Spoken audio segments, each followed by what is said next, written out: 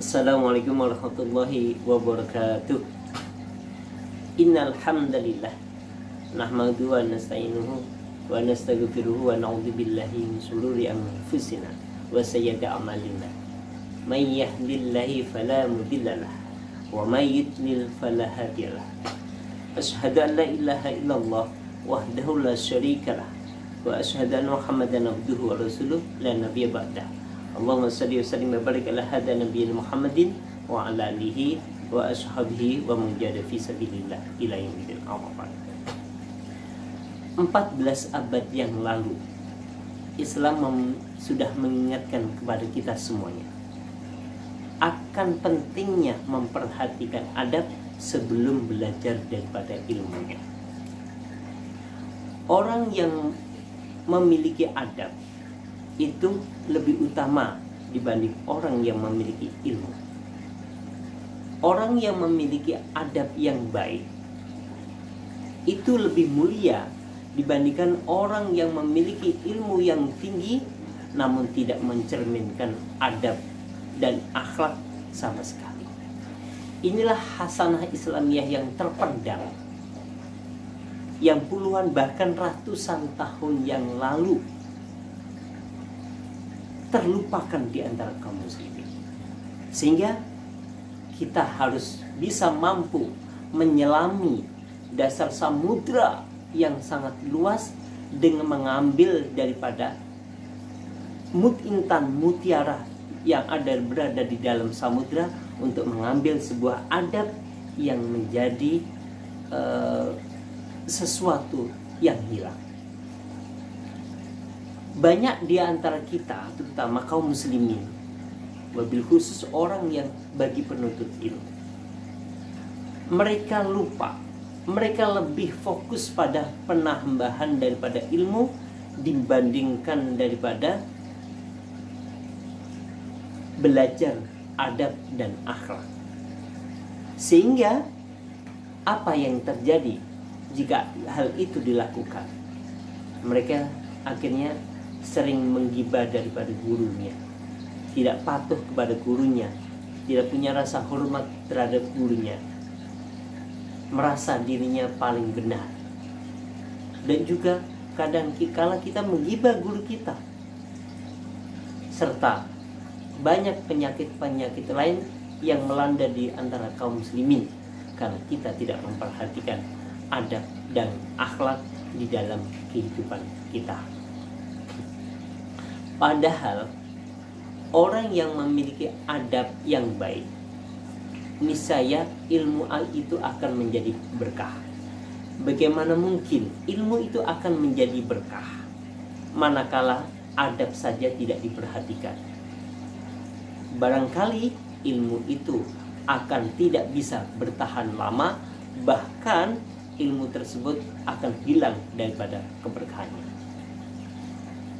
Bagaimana Allah Subhanahu wa taala, as-sunnah dan juga para salafus soleh, ulama terdahulu itu memberikan contoh kepada kita. Allah Subhanahu wa taala dalam hal ini menuntun kepada kita semua agar memperhatikan adab. Kita tengok saja surat Toha ayat 14. Allah Subhanahu wa taala mengajarkan adab kepada kita. A'udzubillahi minasyaitonir rajim. Fakhla'na lai innaka bil wadil muqaddas tuwa. Maka lepaskanlah, kata Allah, kedua alas kakimu, karena sesungguhnya engkau berada di lembah suci Tuwa.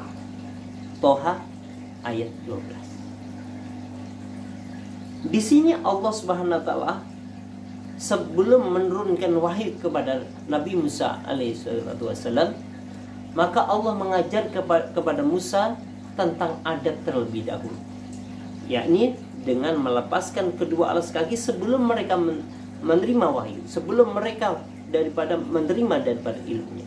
Inilah adab sebelum kita menuntut ilmu.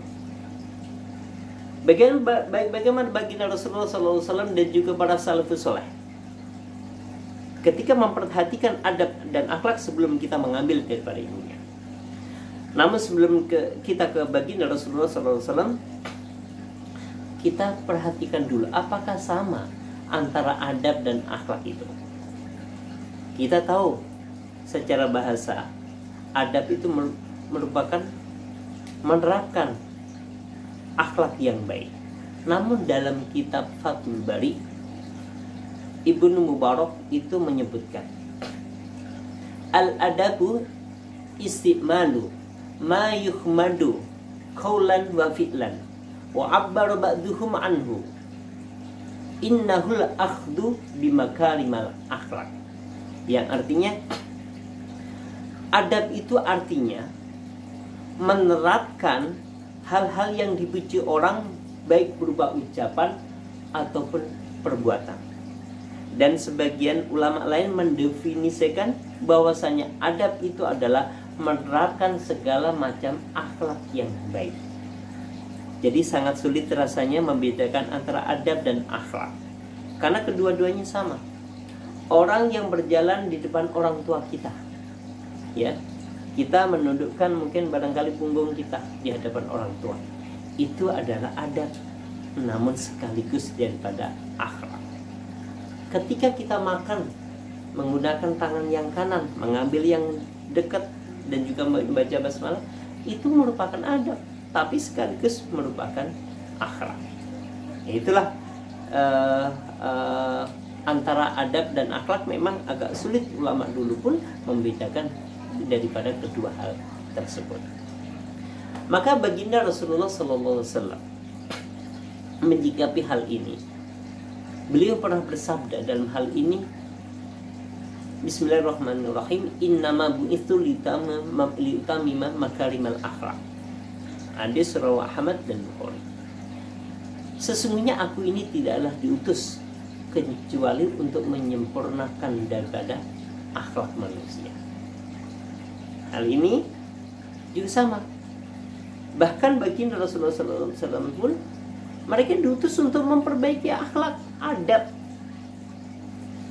Ini merupakan misi baginda Rasulullah SAW yang utama.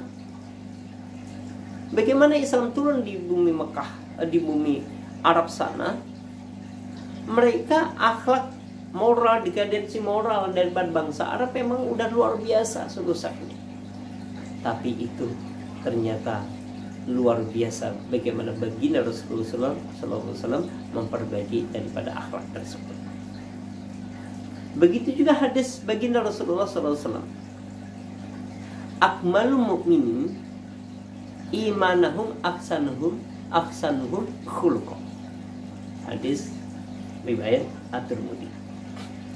Orang mukmin yang paling sempurna imannya adalah orang mukmin yang paling baik akhlaknya.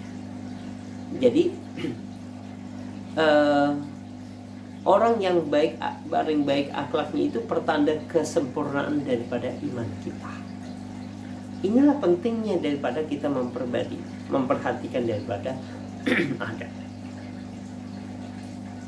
Sekarang kita tengok bagaimana para ulama kita, para salafus soleh kita dalam menghadapi sikap dan adab ini. Kita perhatikan dulu ketika Imam Malik muda pernah belajar ilmu. Ini dikisahkan langsung oleh Imam Malik. Mereka berkata kepada ibunya, "Wahai ibu, aku ingin belajar ilmu." Maka ibunya memanggilnya. Kemari dulu nak. Akhirnya setelah kemari, ternyata Imam Malik diberikan baju. Diceritakan di situ, aku diberikan baju mismarah. Baju mismarah itu merupakan baju seragam para orang terdidik lah, orang pelajar. Kemudian pakaikan peci di atas kepala dan kemudian sorban dikenakan. Kemudian setelah selesai, mereka langsung dikatakan kepada ibunya, mengatakan kepada Imam Malik, idhab faktub alan. Nah, sekarang engkau berangkat belajarlah. Kemudian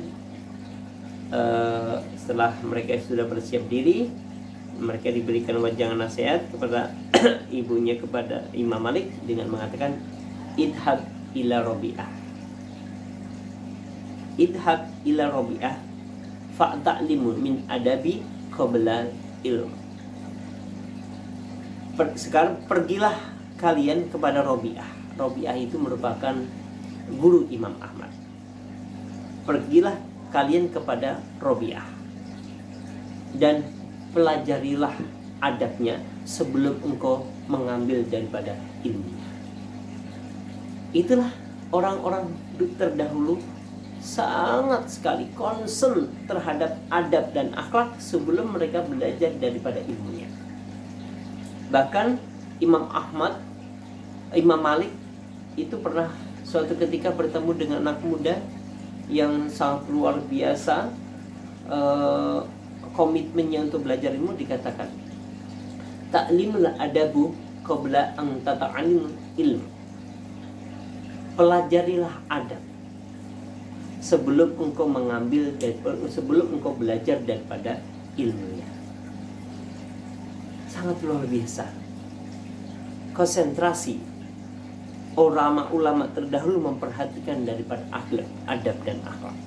Begitu juga Imam Ahmad bin Hambal suatu ketika beliau mengajarkan di pagi hari ilmu kepada para muridnya, itu hampir kurang lebih 5.000 para santrinya itu hampir berkumpul kurang lebih 5.000. Ceritakan dalam sebuah kitab.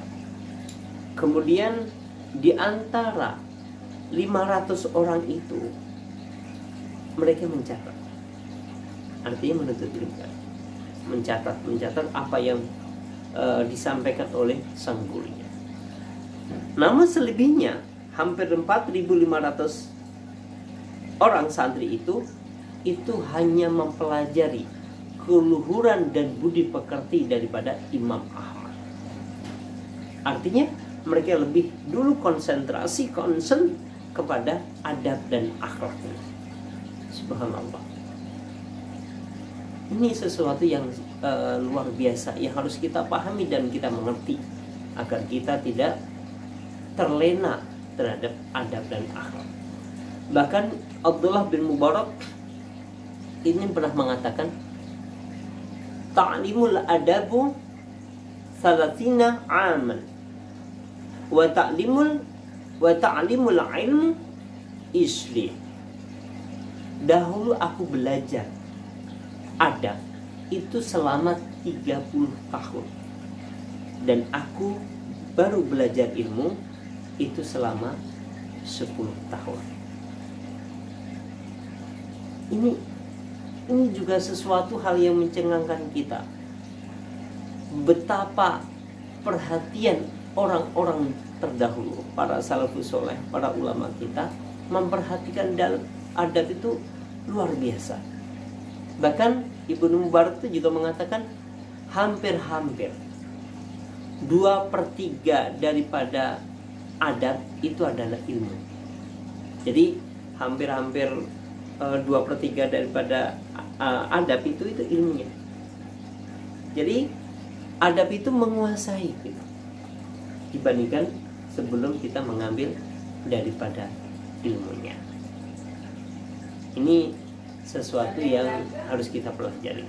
Mengapa orang-orang terdahulu sangat memperhatikan daripada adab? Ternyata kata seorang ulama, Yusuf bin Husain, mengatakan min adabil tafhamul ilm. Dengan engkau mempelajari adab, maka kalian akan mudah menyerap daripada ilmunya. Maka itu rahasia terpendam orang-orang terdahulu, kesuksesan orang-orang para salafus soleh terdahulu dalam mengambil ilmu. Bahkan mereka bertebaran menjadi para ulama karena rahasianya di situ. Mereka lebih memperhatikan adab dan akhlak sebelum memperhatikan ilmu. Bahkan orang-orang terdahulu, Masya Allah, subhanallah, pernah Imam Ahmad itu setelah mereka sebelum mengisi majelis taklim itu, para muridnya sudah terdahulu, mereka datang lebih dahulu sebelum ulamanya, syekhnya itu datang, mereka sudah datang dulu. Ketika sudah datang, baru mungkin ulama datang. Mereka sangat hormat. Bahkan ketika pagi hari menyampaikan ilmu, para santrinya itu sudah menyerbu di malam hari. Mereka berharap bisa berada di depan syekhnya sebelum mereka menyampaikan daripada ilmunya. Mereka malam-malam sudah datang duluan. Subhanallah. Ini sesuatu yang luar biasa. Dan lagi para penuntut ilmu biasanya itu mereka kadang membawa ringkasan yang akan dihafalkan, yang memang ini tuntunan daripada para gurunya. Bahkan Imam Malik, ya, Imam Malik itu mensyaratkan kepada para muridnya, jika seandainya mereka ingin belajar kepadaku, maka mereka harus menghafalkan kitab hadis terlebih dahulu sebelum mereka belajar ilmu kepadaku. Apa tuh? Dalam kitab hadis itu dimana namanya kitab Al-Muwatta. Jadi mereka harus lebih dulu menghafalkan daripada hadis tersebut sebelum mereka belajar dari dunia. Dan saat itu juga dalam waktu yang tidak lama mereka sangat antusias, sangat luar biasa. Mereka hafalkan kitab Al-Muwatta yang sangat tebal sehingga mereka bisa langsung belajar pada gurunya. Ini berkah banget. Sangat berkah sekali. Menghafal daripada ilmu pun sangat mudah. Ya. Mudah-mudahan dari beberapa kisah tersebut bisa menginspirasi daripada kita semua agar kita bisa dan mau memperhatikan adab dan akhlak sebelum kita belajar daripada ilmunya. Mudah-mudahan ini menjadi peringatan pada kita semuanya agar kita mampu, terutama para kaum muslimin yang menuntut ilmu, mampu menyelami samudra yang begitu luas sehingga kita dapat mengambil di dalam lautan mutiara, intan mutiara, yakni adab dan akhlak, sehingga kita bisa menghiasi diri kita dengan adab dan akhlak sebelum kita belajar daripada ilmunya. Mudah-mudahan Allah Subhanahu wa taala memberikan kekuatan kepada kita semuanya untuk bisa menghiasi diri kita dengan adab dan akhlak, dan mudah-mudahan Allah meridhoi setiap langkah-langkah kita. Demikian kurang lebihnya, billahi taufik wal hidayah, wal fumikum, wassalamualaikum warahmatullahi wabarakatuh.